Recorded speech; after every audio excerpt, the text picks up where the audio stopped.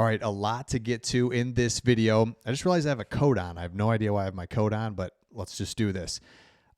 Link in the description for this hat is first thing. Second thing, Lions activate an unknown offensive tackle in Jamarco Jones. And this dude's a beast. He's huge, just a star at Ohio State. He's had some weird things happen in his career. We're going to get to that. But he looks like he could possibly be the left tackle for the Lions because Taylor Decker is out. Okay, so let's take a look at that. Before we do, let me know in the comments your favorite current Detroit Lions player. So many to choose from. Mine's Sam Laporta. Love his attitude, great teammate, can be an absolute star on any given week or catches 0 balls, doesn't care, just wants to win. That's why I love Sam Laporta. Okay, let me know your favorite current player. All right, we just made a lot of transactions right before we head off to Houston. There it is, Jamarco Jones elevated for week 10.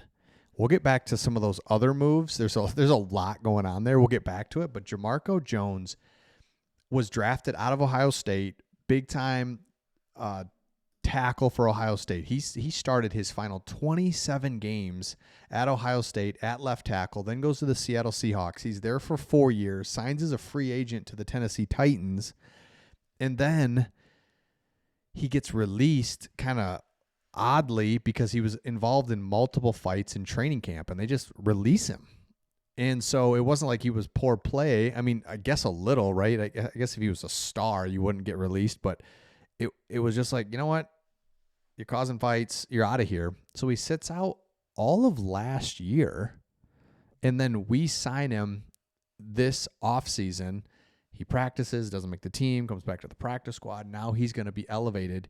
He's 6'4", 300 pounds, and Taylor Decker's out. So we're trying to decide what's that look like, right? Does Penei Sewell go over to the left tackle? I'm personally not a fan of that because now you've got another guy out of position. So I just replace the left tackle. It's kind of where I'm at. But let me know your thoughts on that. But I think let's just replace him. We've got Dan Skipper. Hasn't really been like a tackle in a long time. I haven't seen him just straight up line up at tackle and protect in forever. So I don't like that. So Jamarco Jones, this is what he's been doing. He's a tackle. It's a true tackle. And so we'll see if maybe he's the guy. All right, and let's go back to all those moves that we made here. And you can kind of see Shane Zylstra was signed to the 53-man roster. Muhammad, Beauplan, Isaiah Thomas was waived. Jalen Reeves-Maben was put on injured reserve. Ezekiel Turner, we did a video on him a couple days ago. He goes up for this game. He's a star special teams player, a veteran guy. So, I mean, look, we're getting into it here. We've talked about on this video or on this channel a couple days ago. We're getting a lot of guys back. So that's a good thing. Josh Paschal, of course, we got Zadarius Smith that we just signed. Brian Branch comes back after he was taken out of the game. So he was thrown out.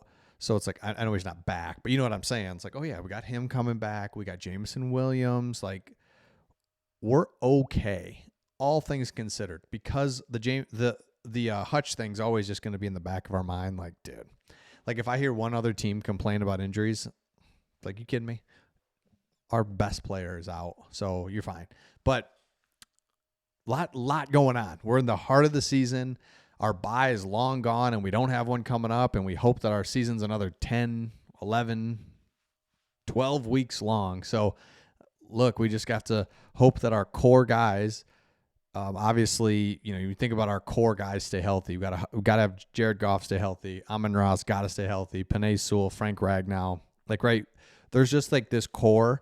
We got one of our core guys, and Hutch got out. But I mean, if we can keep that core, we can kind of interchange these other guys. Because if you look here, PFF did a ranking of top offensive lines in the NFL after week 9, and no surprise, Detroit Lions. And then, so if you see Taylor Decker there, we can swap him out.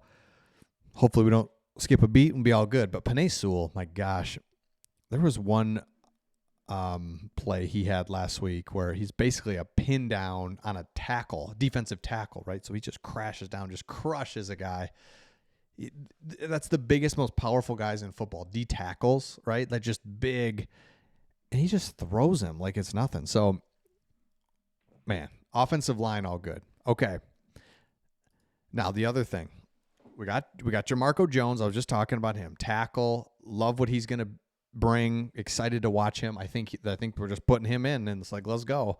Left tackle, jeez, Jamarco Jones. But other things to be looking for is, as we look to this matchup, a couple things for you that I don't think people are really talking about enough, and that is, when you think about the Lions, why are the Lions doing so well?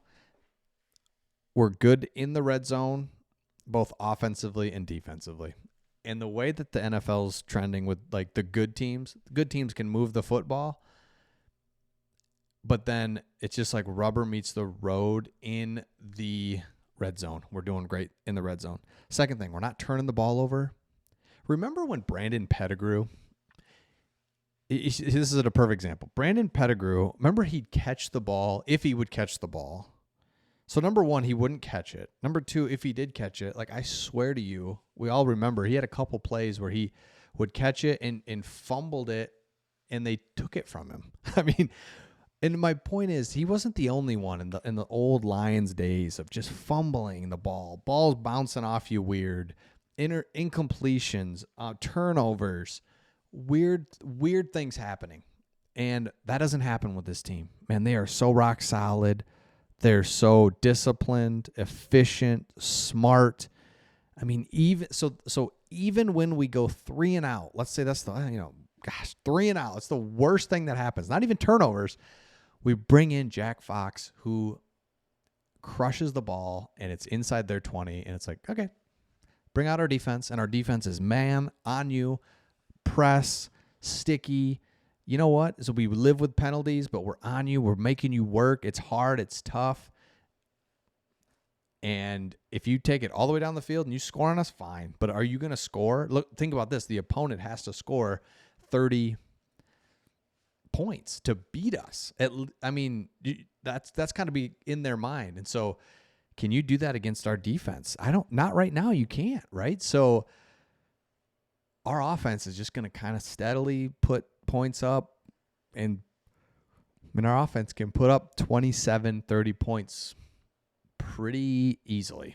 I mean, and it's the NFL, so nothing's easy, but gosh, it's just Jared Goff is so efficient. And Jared Goff said in an interview that when the things just really started clicking for him over these last 2 years was he ran the play and hit the guy that was there, and if it wasn't there, got rid of it. Next play. And that's so much easier said than done. But he said, all right, I just got to do my job. My job is to do a certain thing. I can't be trying to do other people's job. I can't be trying to make things happen. I got to do my job. And so he's playing at such a high level. Amon-Ra is different. I mean, he just is. He's just different type of player that we've ever seen. So the Lions, Texans. The Texans don't have a very good offensive line. We do. Even without Taylor Decker, I feel very confident in the scheme and how we're going to kind of protect Jamarco Jones, and the Lions are going to win this. Sunday night, prime time. Love it. Love all the attention, too, by the way. Like, give it all to me. All the videos of the Lions, like people breaking them down, saying good things about them. Take it all day. So, and the last thing, you notice how we don't have any bad calls going against us? We do, but we overcome them. The bad calls in the Stafford era, the last 20 years, we would just dwell on them because we couldn't overcome them. It was just like, oh, geez. And it's like, yeah, we have every right to be upset about that, but Dan Campbell's come in with such a mentality of like, next play, don't care, not going to dwell on that, next game, we just keep going. It's like, dude, that is impressive. So let me know your thoughts in the comments, and we'll see all of you on the next one.